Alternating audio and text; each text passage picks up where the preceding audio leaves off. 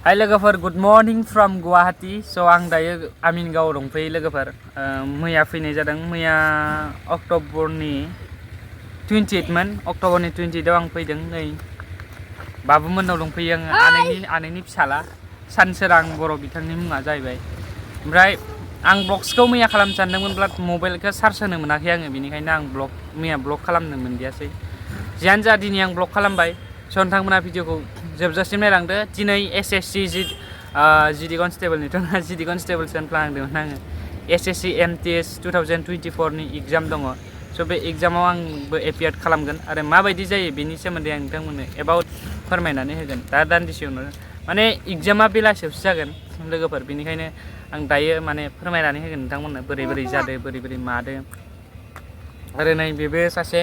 नानि बिथाङा जाहैबाय बिसानिनो माने टुइन आरो बिसोरो आनैनि फिसाला ओमफ्राय फिसाजो सानैबो स' आं बिसिनाव दंफैयो दायो गुवाहाटी आमिनगाव ओमफ्राय आंना एग्जामा गुवाहाटी इकम टावाराव जागोन लोगोफोर दिसपुराव स' इयाव जाखाबायानो थायो दै सबनिबो एग्जामफोरानो इयाव बांसिन जायोना बेनिखायनो थ' जियानो जा ब्रेकफास्ट खालामखांबाय दासो एसे सान्दुं सायगासिनो नायनो हागोन एकदम बरिया सान नै भिउआ बिराद मोजां नुयो बेनिफ्राय वाव स' आङो साननैसो थानानैसो थांगोन गोबां ब्लग्स फैबाय थागोन आं बेखौ बेनि एरियाखौ एक्सप्लर खालामनानै नोंथांमोननो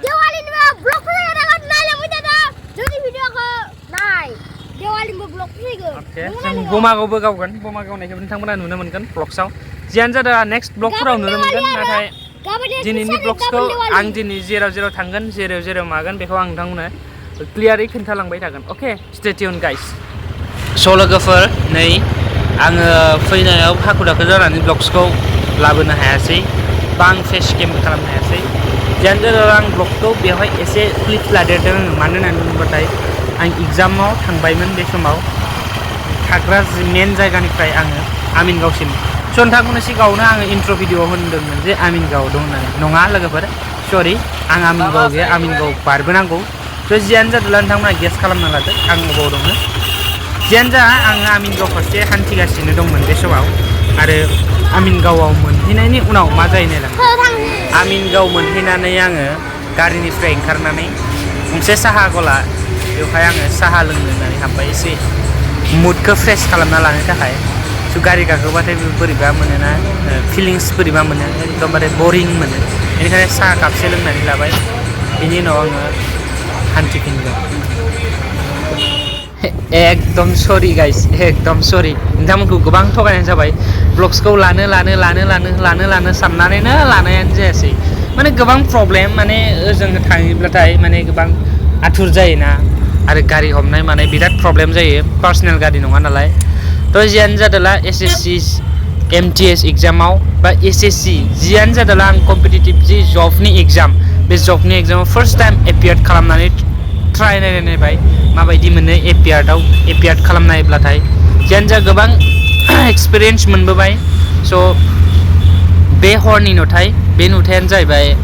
आङो एग्जाम जोबखांनानै बेक फैफिननाय जालुकबारिसिम इकम टावारनिफ्राय फैफिनगासिनोमोन आरो बेवहाय आंनि सेरावनो दंमोन आं लोगो मोनदों सासे बिथांखौ आं रायदावदों बा जों रायज्लायदोंबो स' बिथाङाबो एसएससि नि एग्जाम होदोंमोन स' बिथाङाबो फार्स्ट टाइमनो एमटिएस आव हेल' लोगोफोर स' good morning from this place माने आं मैया जि जायगायाव दंमोन आं बेवहायनो दिनैसिमबो दं आङो 1 बा 2 आवसो थांनाय जागोन नभेम्बरनि दाथ' अक्ट'बर सोलिगासिनो नालाय आरो अक्ट'बराबो जोबखासिगोन नालाय बेनिफ्राय जियानो जा आं मैया ब्लग्सखौ कमप्लिट खालामनो हायासै आरो स्टार्टिंनिफ्राय एन्डसिम मैया भिडिअखौ कमप्लिट खालामनो हायासै बेनिखायनो आं बे ब्लग्सखौ बेजों एड खालामनानै आपल'ड होफिननाय जासिगोन जियानो जादोंला नोंथांमोनखौ फिनसे गोसो गोथारै बरायफिनबाय दिनै नेक्स्ट मोनसे डेआव बा नेक्स्ट सानाव थ' दिनै जोङो थांनो नागिरदों दखानाव स' आं ब्लग्सखौ दिनै खालामथारगोन पुरा जसाव ओंखारदों मैया माने गोबां हाथुर हुथुर जाबाय आं मैया एग्जामाव थांनायाव ब्लग्स खालामलांनो सानदोंमोन नाथाय एग्जामाव आं थांनो एसे आथुर जानायलाय एसे प्रब्लेम मोननानै आङो डाइरेक्टलि थांखादों आरो आङो फन रायलायगासिनो दंमोन ना बेनिखायनो आङो आरो ब्लग्स खालामनो गोसो खाङासै बावबाय इबादिनो डाइरेक्ट ब्लग शुट मारिलांबाय बेनिफ्राय एग्जामनि डिटेल्स बा एग्जामा मारै जानाय बा माबोरै मा खालामनांगौ बेनि सोमोन्दै आं एसे बुंनो नागिरदों स' जियानो जा एग्जामा माने बुहुद बारा टाफ मोनाखै दे आं कुइसनफोरखौ एसे इजिहां मोनदों माने क्लास 9 10नि बा 10फोरा बेसिकेलि बांसिन 10निफ्राय कुइसन जादों बेवहाय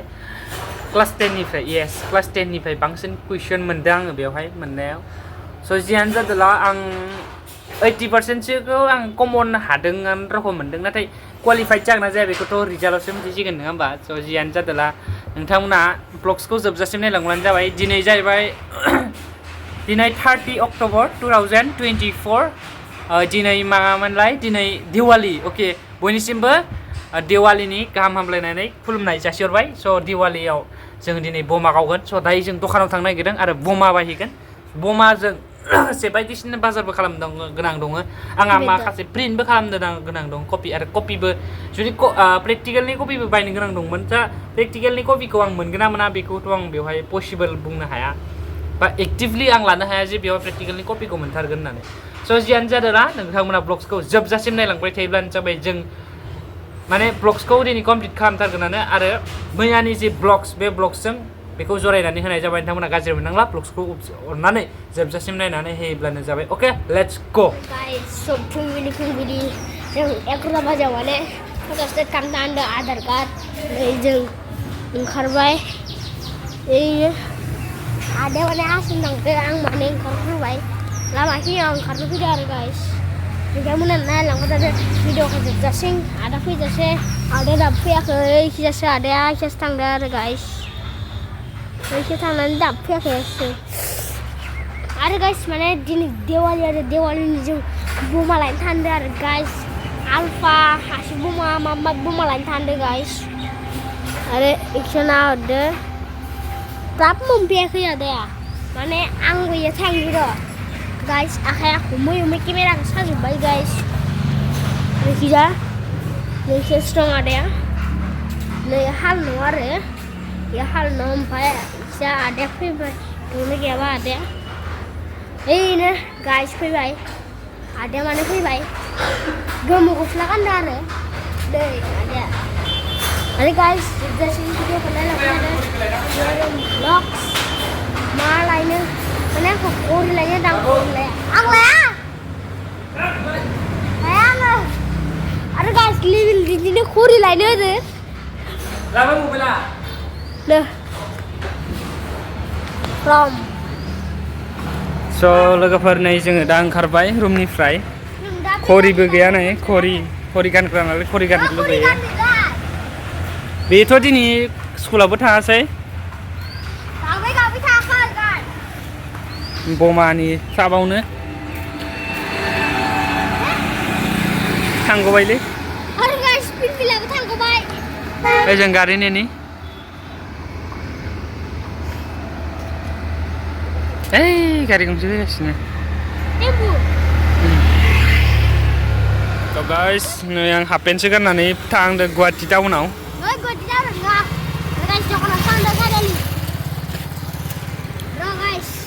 सारिलाय नङा तिनियालियावसो नै दा माबायाव गाखोबाय इ रिक्सायाव गाखोबाय नायलांबाय थादों नोंथांमोना जों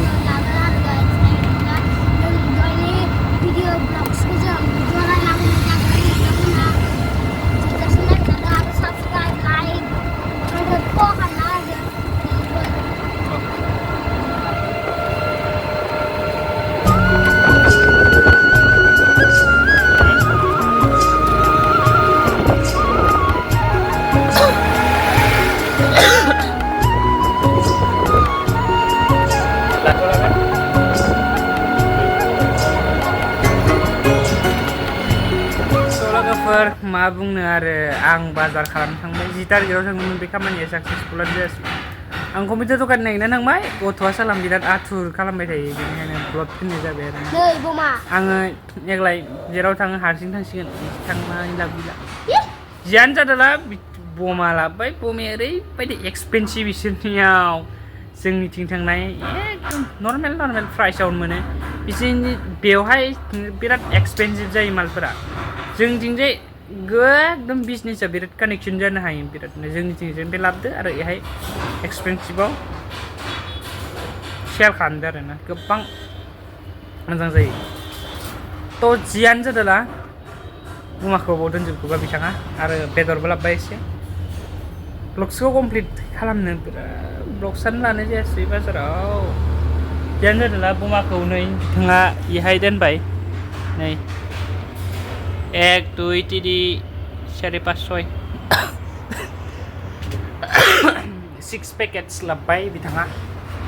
थ' जियानो जादोंला नेक्स्ट भिडिअ थाबैनो लोगो मोनगोन बे ब्लग्सआ खिलिमिलि जाजोब्बाय दै